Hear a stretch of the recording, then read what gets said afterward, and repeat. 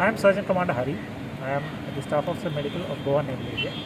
The Indian Navy, as an aid to civil administration in their fight against coronavirus, has instituted few measures in Vasco and South Goa.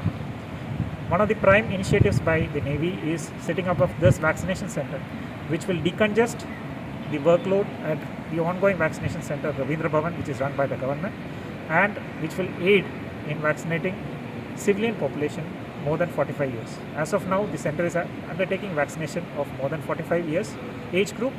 Probably in a week or so, with the directive from government, we will be able to start vaccination for 18 to 45 as well. This center, as you see, is a state-of-art vaccination center with three main areas. The area which you can see behind me is a registration area which has got a queue management system. There is a vaccination booth or a vaccination hold-on area wherein there are two booths wherein the people are vaccinated, and behind that there is an observation area wherein people are observed for at least 30 minutes.